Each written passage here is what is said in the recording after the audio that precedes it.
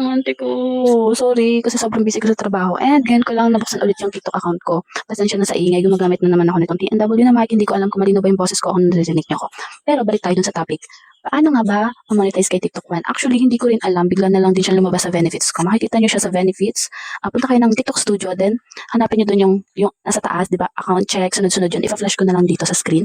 Tapos, punta kayo dun sa benefits. Tapos, kasi yung sa Creator Marketplace, dun kasi nakalagay si TikTok One. Yun kasi is my need na 100,000 followers. Ang followers ko nandito sa TikTok is nasa 7,000 plus. Kaya hindi ko po alam paano po siya na-open. Basta naging eligible lang po ako dun sa brand admission. Tapos daily uploads lang po yung ginawa ko. Tapos pagkita ko po, yun, meron na rin po akong TikTok One. So, tapos mga ante ko, eligible na rin pala ako sa TikTok One. Alam niyo ba na kahit wala akong income sa pagti-TikTok affiliate or hindi ako lagi nakakapag-upload, may pumapasok pa rin po sa aking income through TikTok One. Kasi po, si TikTok One is nakikipag-collaborate ako with other brands like Tala, like yung nasa akin po kasi, depende po kasi yun sa account nyo and sa followers nyo. Yung nasa akin pa lang po ang mga nakakapag-collaborate is yung mga loan apps. Kadalasan po loan apps. And nilaran po nila yung ginawa kong video na sinabmit sa kanila as ads sa mismong account po nila. Kaya kung nakita at dumaan sa inyong FYP ang aking mga video na nakatala app, pakilike naman po.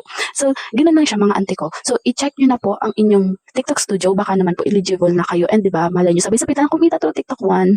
Yun lang.